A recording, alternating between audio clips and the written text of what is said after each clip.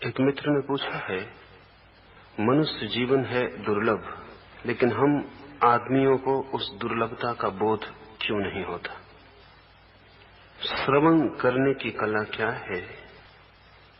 कलयुग सतयुग मनोस्थितियों के नाम हैं। क्या बुद्धत्व को भी हम एक मनोस्थिति ही समझें?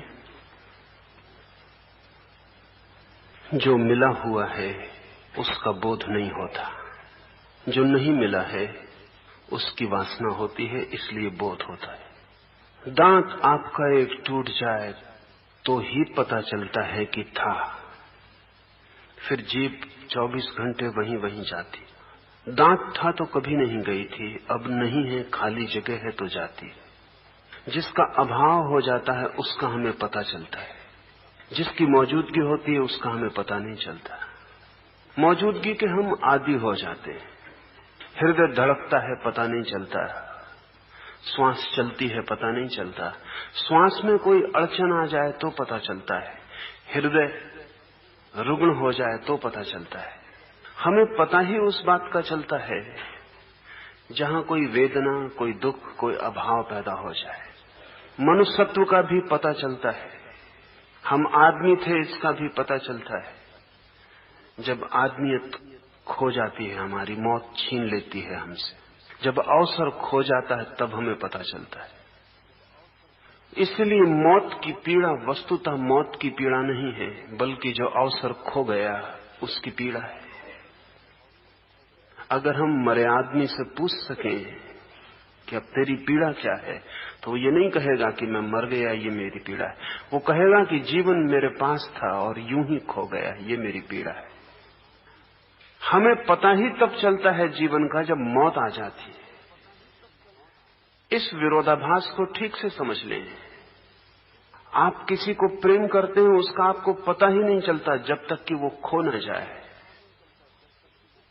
आपके पास हाथ है, उसका पता नहीं चलता, कल टूट जाए तो पता चलता है। जो मौजूद है हम उसके प्रति विस्मृत हो जाते हैं। खो जाए न हो तो हमें याद आती है। यही कारण है कि हम आदमी की तरह पैदा होते हैं तो हमें पता नहीं चलता कि कितना बड़ा अवसर हमारे हाथ में है। मछलियों को कहते हैं सागर का पता नहीं चलता। मछली को सागर के बाहर डाल दें, रेत पर तड़फे, तब उसे पता चलता है कि जहां वो थी वो सागर था, जीवन था, और जहां अब वो है वहां मौत है। जिस मछली को सागर में पता चल जाए वो संतत्व को उपलब्ध हो गई कि सागर है। जिस आदमी को आदमियत खोए बिना, अवसर खोए बिना पता चल जाए, उसके जीवन में क्रांति घटनी शुरू हो जाती। महावीर हैं, बुद्ध हैं, कृष्ण हैं, उनकी सारी चेष्टा यही है कि हमें पता चल जाए तभी, जबकि अवसर शेष है। तो शायद हम अवसर का उपयोग कर लें, तो शायद अवसर को हम स्वर्णिम बना लें, शायद अवसर हमारे जीवन को और बृहत्तर परम जीवन में ले जाने का मार्ग बन जाए। अगर पता भी उस दिन चला जब हाथ से सब छूट चुकता है, तो उस पता चलने की कोई सार्थकता नहीं है। मगर ये मन का नियम है, मन को अभाव का पता चलता है। गरीब आदमी को पता चलता है धन का, अमीर आदमी को धन का पता नहीं चलता। जो नहीं है हमारे पास वो दिखाई पड़ता है, जो है वो हम भूल जाते हैं। इसलिए जो जो आपको मिलता चलता जाता है आप भूलते चले जाते हैं, और जो नहीं मिला होता उस पर आंख अटकी रहती। ये सामान्य मन का लक्षण है। इस लक्षण को बदल लेना साधना है। जो है उसका पता चले तो बड़ी क्रांति घटित होती। अगर जो नहीं है उसका पता चले तो आपके जीवन में सिर्फ असंतोष के अतिरिक्त कुछ भी ना होगा। जो है उसका पता चले तो जीवन में परम तृप्ति छा जाएगी। जो नहीं है उसका ही पता चले तो अक्सर अवसर जब खो जाएगा तब आपको पता चलेगा। जो है उसका पता चले तो जो अवसर अभी मौजूद है उसका आपको पता चलेगा। और अवसर आने के पहले, अवसर आते ही बोध हो जाए तो हम अवसर को जी लेते हैं, अन्यथा चूक जाते हैं। इसलिए ध्यान जो है उसको देखने की कला है, और मन जो नहीं है उसकी वासना करने की विधि। श्रवण करने की कला क्या है? सुनने की कला क्या है? निश्चित ही कला है। और महावीर ने कहा धर्म श्रवण दुर्लभ 4 चीजों में एक है। तो बहुत सोचकर कहा है। श्रवण की कला, सुनते तो हम सब हैं।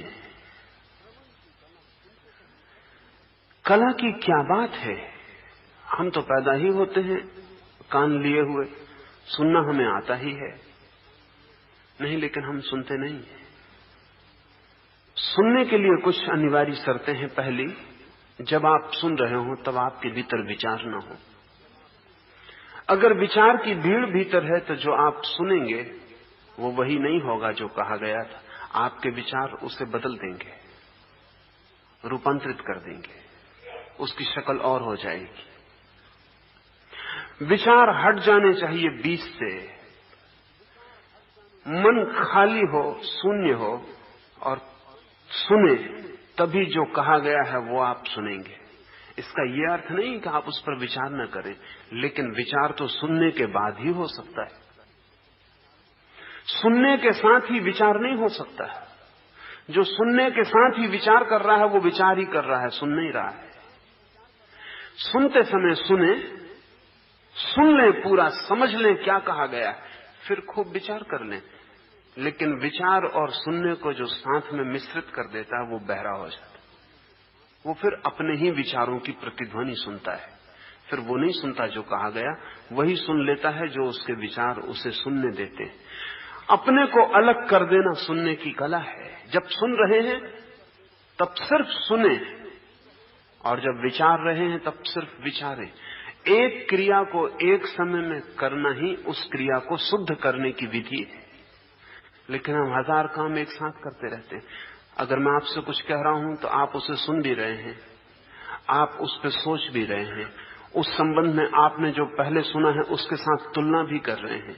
अगर आपको नहीं जच रहा है तो विरोध भी कर रहे हैं, अगर जच रहा है तो प्रशंसा भी कर रहे हैं। ये सब साथ चल रहा है। इतनी परतें अगर साथ चल रही हैं तो आप सुनने से चूक जाएंगे। फिर आपको राइट लिसनिंग, सम्यक श्रवण की कला नहीं आती। महावीर ने तो श्रवण की कला को इतना मूल्य दिया है कि अपने 4 घाटों में जिनसे व्यक्ति मोक्ष तक पहुंच सकता है, श्रावक को भी एक घाट का है। जो सुनना जानता है उसे श्रावक कहा है। महावीर ने तो कहा है कि अगर कोई ठीक से सुन भी ले तो भी उस पार पहुंच जाएगा,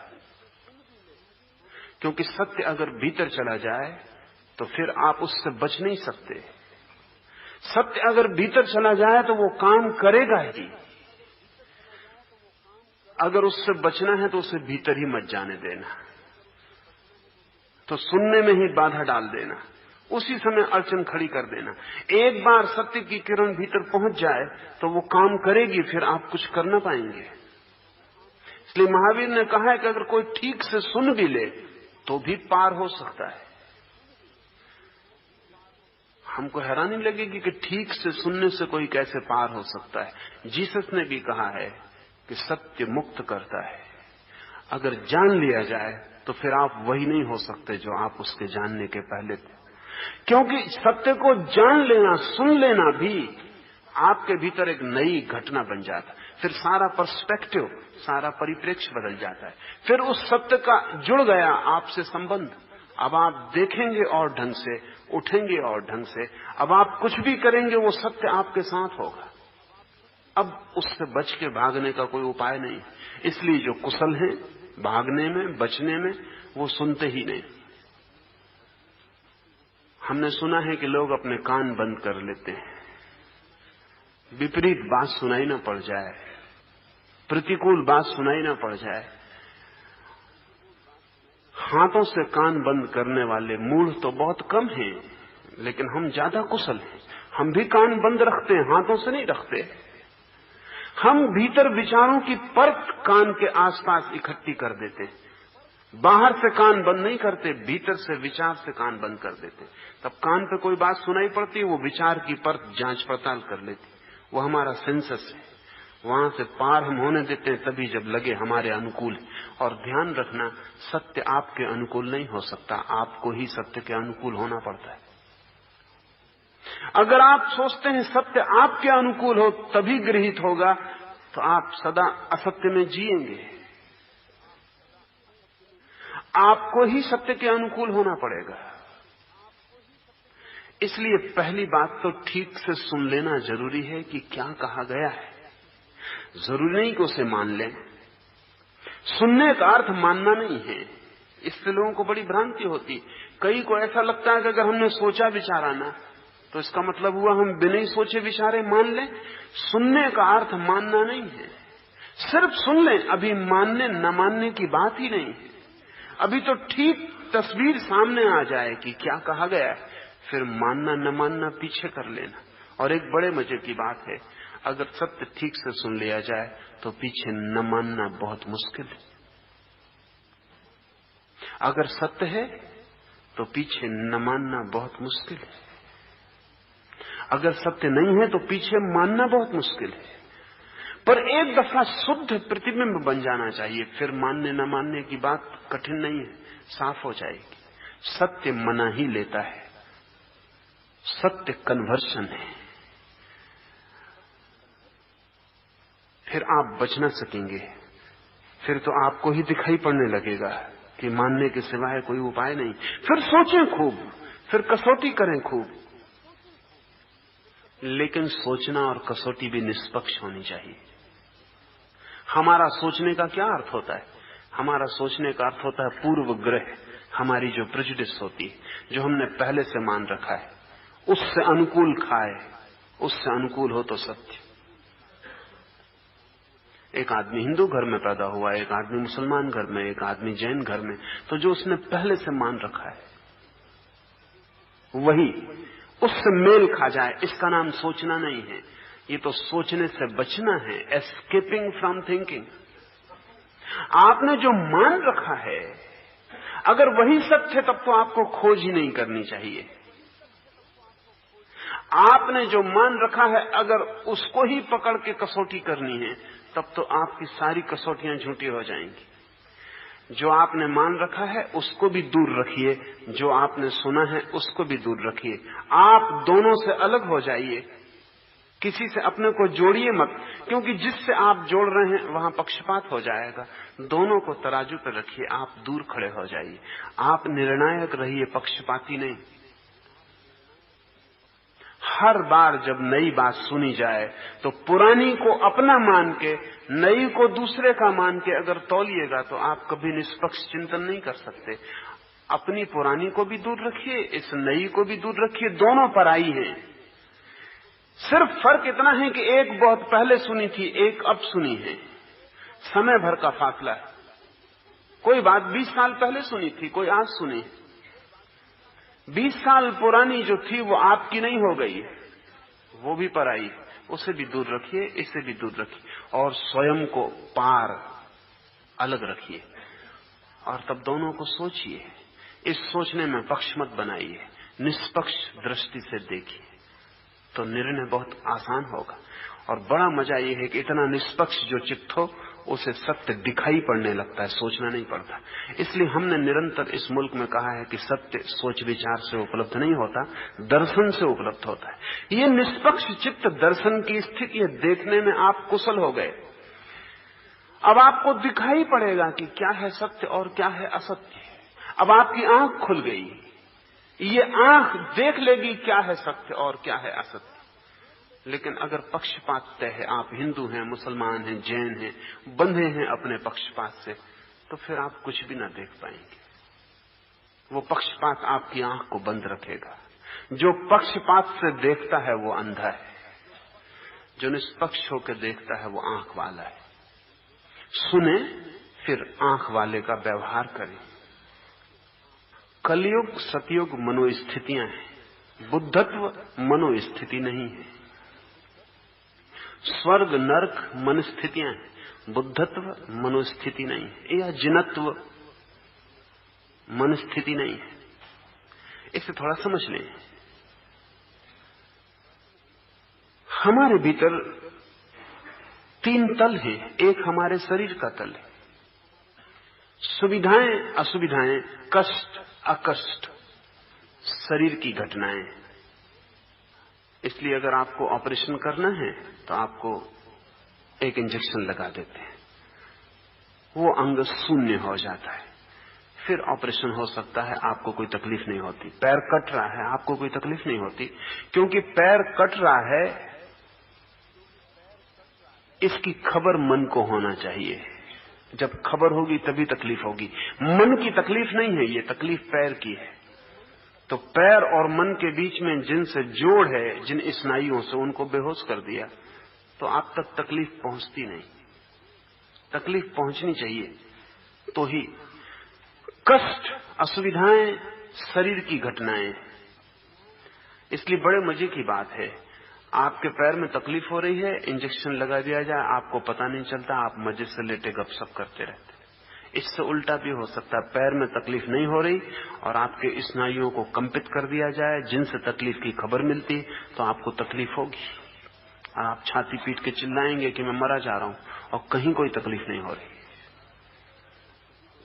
तकलीफ से आपको जानने से रोका जा सकता है, तकलीफ की झूठी खबर मन को दी जा सकती है। मन के पास कोई उपाय नहीं जांचने का कि सही क्या है, गलत क्या है। शरीर जो खबर दे देता है वो मन मान लेता है। ये शरीर की स्थितियां हैं। आपको भूख लगी है, प्यास लगी है, ये सब शरीर की स्थितियां हैं। इसके पीछे मन की स्थितियां हैं। आपको सुख हो रहा है, आपको दुख हो रहा है, ये मन की स्थितियां हैं। देखते हैं कि मित्र चला आ रहा है, चित्त प्रसन्न हो जाता है, सुखी हो गए, लेकिन पास आके पता चलता है कि धोखा हो गया, मित्र नहीं है, कोई और है, सुख तिरोहित हो गया। ये मन की स्थिति है। इसका मित्र से कोई संबंध नहीं था, क्योंकि मित्र तो वहां था ही नहीं।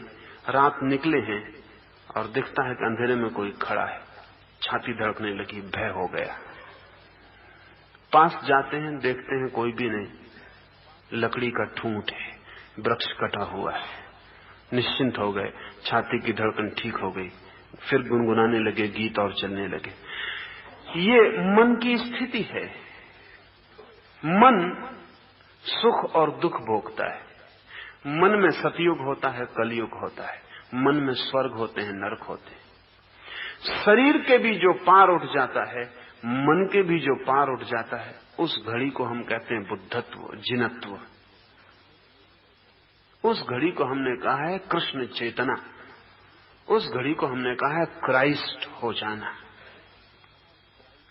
जीसस का नाम तो जीसस है, क्राइस्ट नाम नहीं है। क्राइस्ट चित्त के पार होने का नाम है।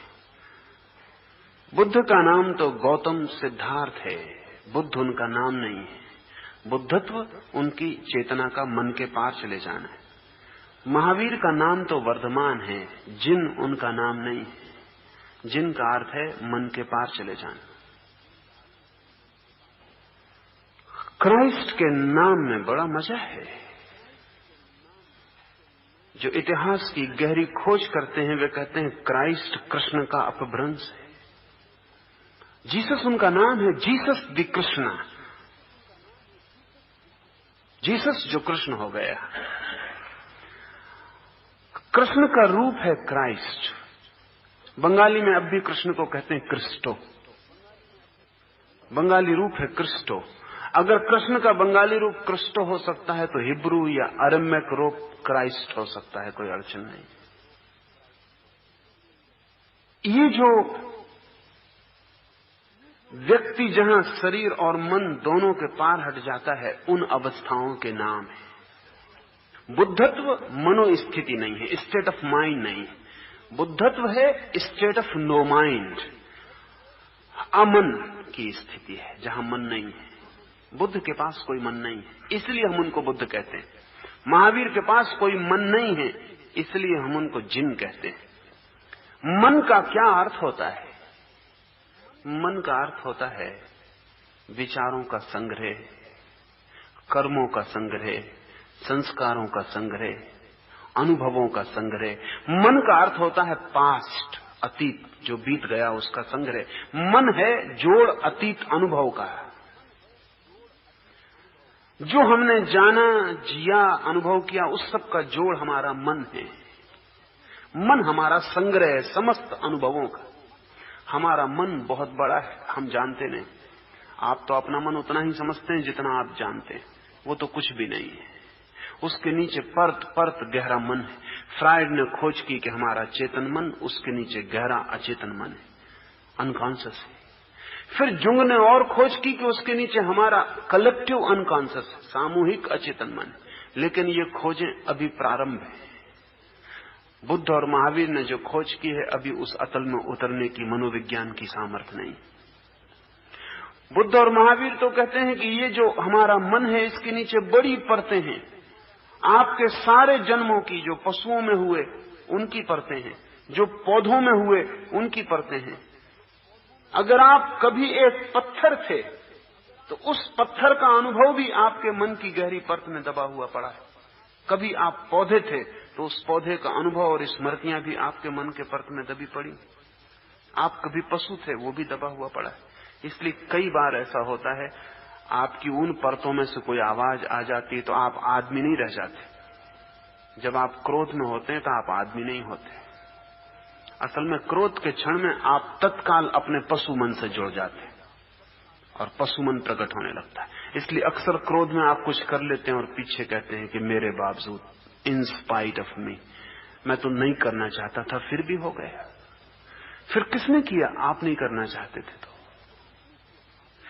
कभी आपने अपनी क्रोध की तस्वीर देखी? कभी आईने के सामने खड़े होकर क्रोध करना, तब आप पाएंगे कि ये चेहरा आपका नहीं, ये आंखें आपकी नहीं, ये कोई और आपके भीतर आ गया। ये कौन है?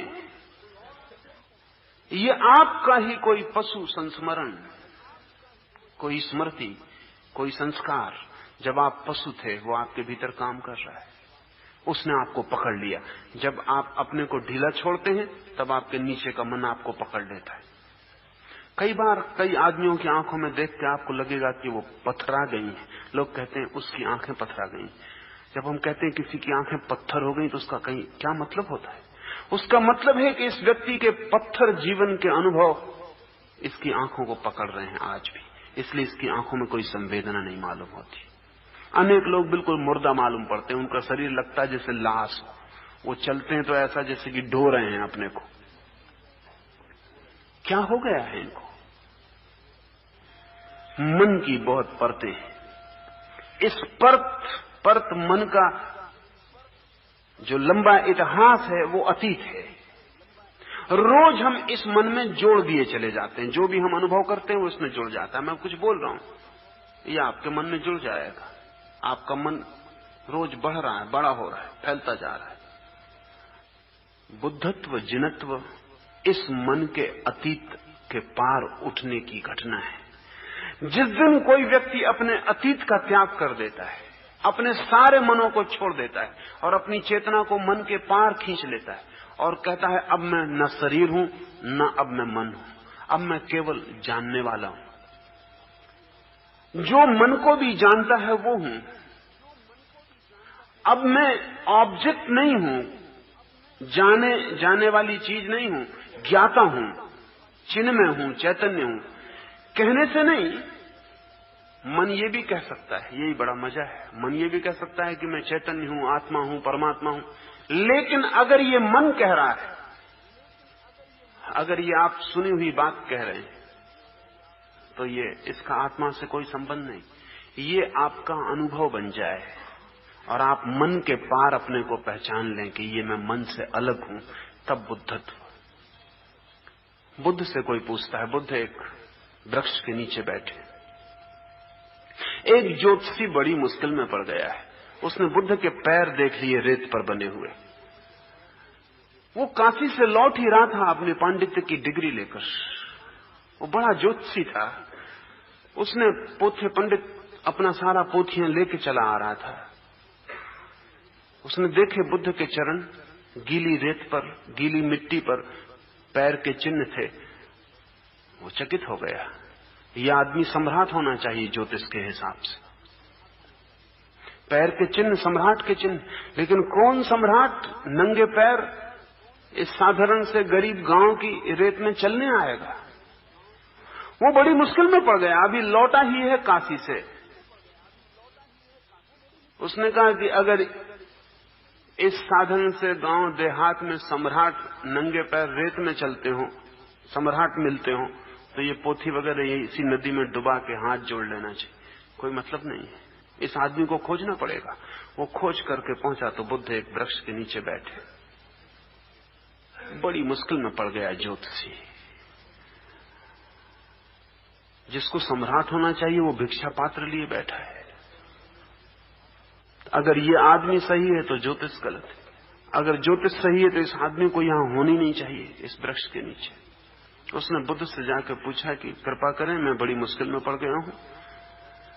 ये पैर के लक्षण सम्राट के हैं, चक्रवर्ती सम्राट के, और आप यहां भिखारी होकर बैठे हुए हैं। क्या करूं, पोथियों को डुबा दूं पानी में?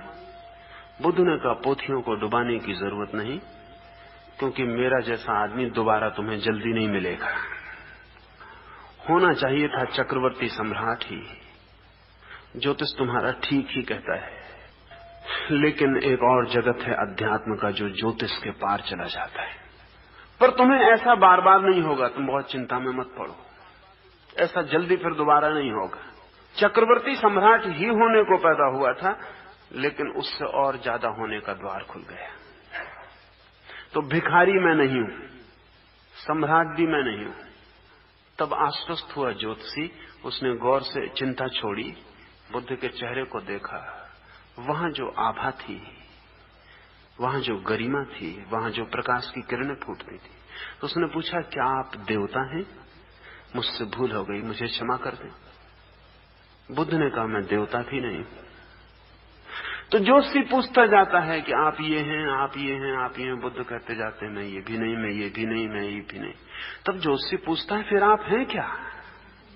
ना आप पशु हैं, ना आप पक्षी हैं, ना आप पौधा हैं, ना आप मनुष्य हैं, ना आप देवता हैं, तो आप हैं क्या? बुद्ध कहते हैं, मैं बुद्ध हूं। तो वो ज्योतिषी पूछता है, बुद्ध होने का क्या अर्थ?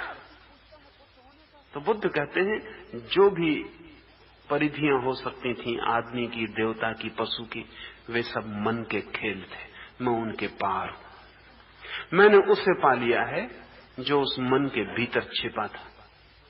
अब मैं मन नहीं हूं। पशु भी मन के कारण पशु है, और आदमी भी मन के कारण मनुष्य है। पौधा भी मन के कारण पौधा है। आप जो भी हैं अपने मन के कारण हैं। जिस दिन आप मन को छोड़ देंगे, उस दिन आप वो हो जाएंगे जो आप अकारण हैं। वो अकारण होना ही हमारा ब्रह्मत्व है, वो अकारण होना ही हमारा परमात्मा है। कारण से हम संसार में हैं, अकारण हम परमात्मा में हो जाते हैं। कारण से हमारी देह निर्मित होती है, मन निर्मित होता है। अकारण हमारा अस्तित्व है, वो है, उसका कोई कारण नहीं। बुद्धत्व अवस्था नहीं है, अवस्थाओं के पार हो जाना।